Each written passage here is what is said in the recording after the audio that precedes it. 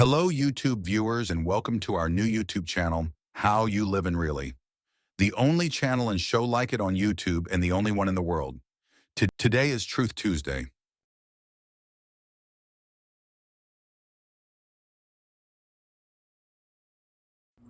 Right now, you guys are going around and forcing conscripts to the front lines because you have manpower problems. You should be thanking the president for trying to bring it into this conflict. Have you ever been to Ukraine? Did you see what problems we have?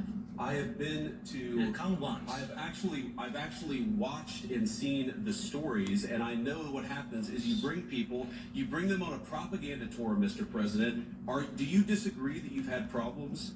Bringing people into your military? And do you think that it's respectful to come to the Oval Office of the United States of America and attack the administration that is trying to prevent the destruction of your country? A lot of questions. Let's start from the beginning. Sure. First of all, during the war, everybody has problems. Even you, but you have nice ocean and don't feel now, but you will feel it in the future. God bless. You don't know that. God bless. God bless. You will not have war. Don't tell us what we're going to feel. We're trying to solve a problem. Don't tell us what we're going to feel. I'm not telling you. Because you're in no position to dictate that. That's Remember exactly this. I'm not You're in no position to dictate what we're going to feel. We're going to feel very good. Feel influence. We're going to feel very good and very strong. You will feel influence. You're right now not in a very good position. You've allowed yourself to be in a very bad position, and he happens to be right about it. From the very beginning of the war. You're not in a good position. You don't have the cards right now. With us, you start having cards. Right now, you don't have your playing cards.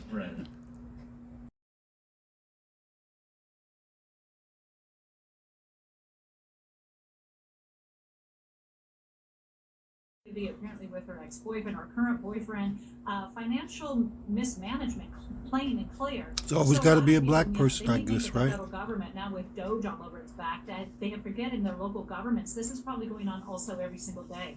And this is a suburb of Chicago. And what's even more ironic about this is that the former mayor of Chicago, Lori Lightfoot, was basically drafted to go audit for.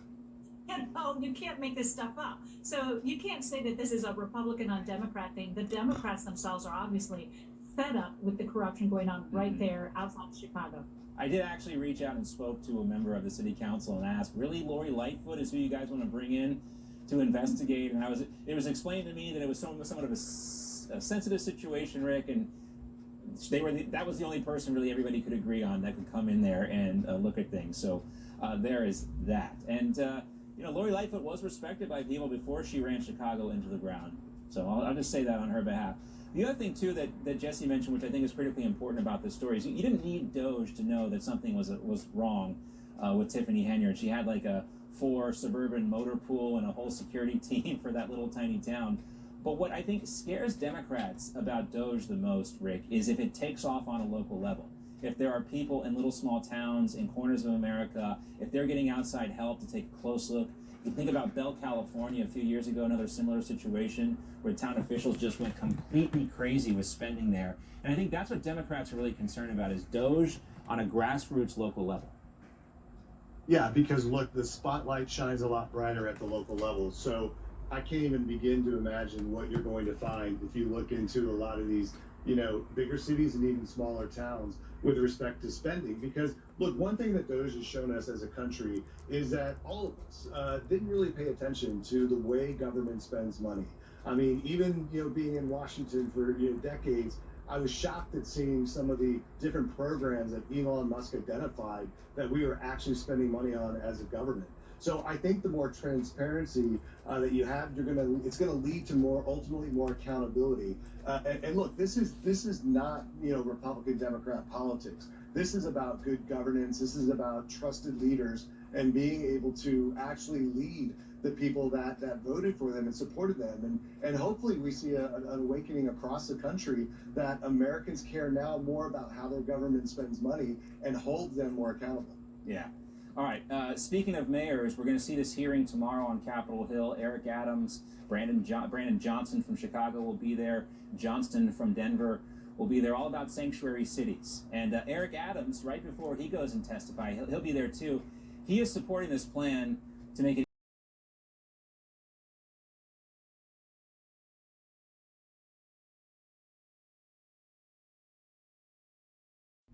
Does anyone want liquor for you? I don't find it pleasing to have necessity for alcohol in all our communities. I find it very disrespectful that we influence our communities to get drunk, kill people, and bring harm and liability to those who don't want to be a part of the necessity of convenience of alcohol. We're listening here to a live event, LA City Council debating several topics, as you just heard, one of those council members discussing alcohol, but more importantly, we are listening in as the council debates the termination of ex-Fire Chief Kristen Crowley. We're stepping away for a brief commercial break. We'll be back up to this next.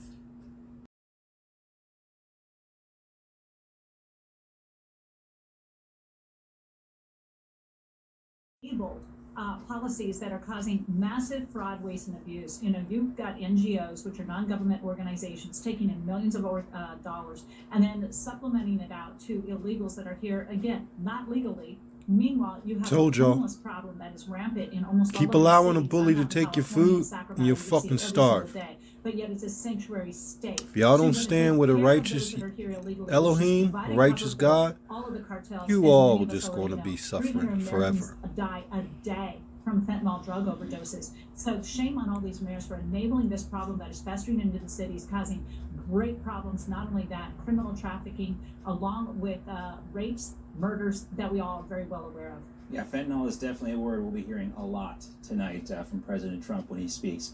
One more topic for everyone here, and it's never too soon to start talking about the 2028 presidential race. And we know someone who's thinking about it, Minnesota Governor Tim Walz. Take a listen.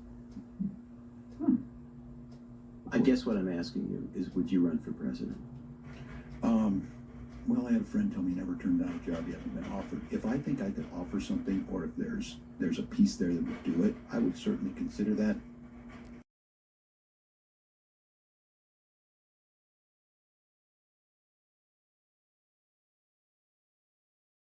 It's certain, and I'd like to look into it further and get back to you on that. So there's a possibility, you're saying, that public schools that run African American history classes, right? This is a class that has been taught in public schools for decades, could lose federal funding if they continue to teach African American history.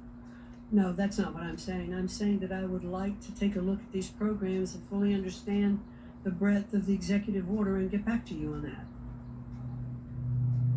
You're supposed to know. You're applying for the job. You're supposed to understand these things in the context of your role. There's more. You have been named in a lawsuit, which alleges that you and your husband allowed for systemic and pervasive abuse of underage children to persist in your business for years. It is an ongoing lawsuit, and it alleges that you rehired a known sexual predator, and you felt it was sufficient to simply direct him to steer clear of children. If confirmed, you will be responsible with overseeing the Department of Education Office of Civil Rights, charged with ensuring equal access to education through vigorous enforcement of civil rights laws. I am so concerned about whether sexual assault survivors on campus can trust you to support them. They certainly can trust me to support them. I have a granddaughter that is now in college. I have 2 grandsons who are in college. And I have a deep commitment of understanding of how I would feel if any of them were involved in sexual harassment or accused of sexual harassment. It's a damn shame. Put it up. This position was purchased, just like the drop investigation into her husband, Mr. McMahon, purchased.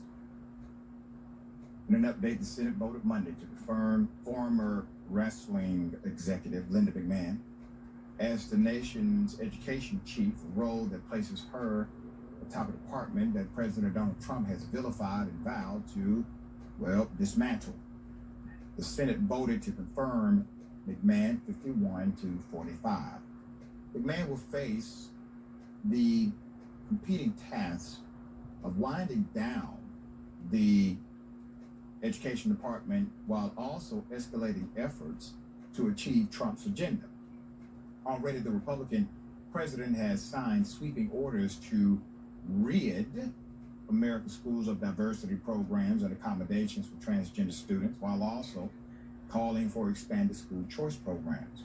At the same time, Trump has promised to shut down the department and said he wants McMahon to put herself out of a job. That's a quote. McMahon is a longtime Trump ally who left WWE in 2009 to launch a political career, running unsuccessfully twice for the U.S. Senate.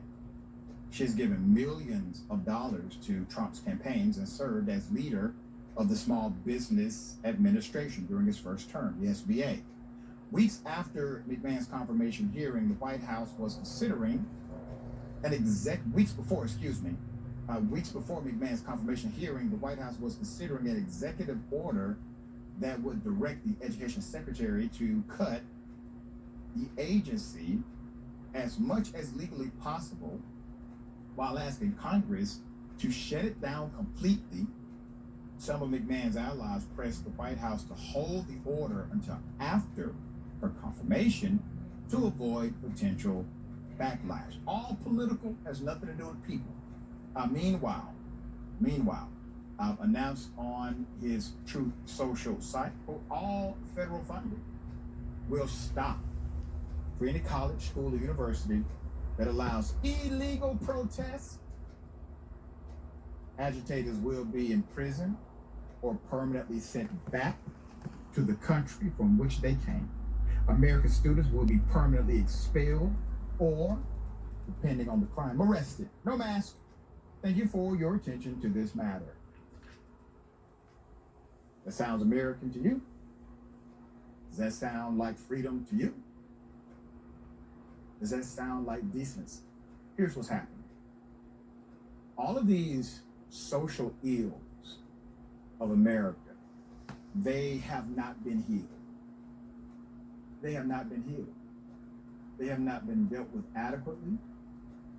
They have not been dealt with directly. And so what are you seeing? You are seeing the emergence of all of these ills coming right back to the forefront. Why? Because they were never dealt with properly in the first place. I know this seems to be dire, but this is a great opportunity. It is a great opportunity to face those wounds that were never healed properly in this nation. He's bringing them all to the forefront along with his allies, who are bigots, yes. Money-hungry, corrupt cowards, absolutely. But they are the product. They are the product. They are not the source. This country created what you see today. And it gives those who are carriers of light, meaning knowledge and information and truth, carriers of light, the opportunity to banish the darkness once and forever. I'm talking about people. We want to thank all of you for taking the time out of your day to stop by and listen to our truth videos. We appreciate every one of you, as we believe it was the will of Elohim that you chose to visit. If any of you need real help and support, counsel, real guidance, you got questions, can use prayer, or just want to talk, feel free to contact mbrM Ministries at mbrMinistries@gmail.com. How You Livin' Really is a global ministry outreach initiative of mbrM Ministries. All rights reserved. If they haven't done so already, it's time to fight back. And we fight back through this amazing tool known as the people. It's a democracy for a reason. All right, share it.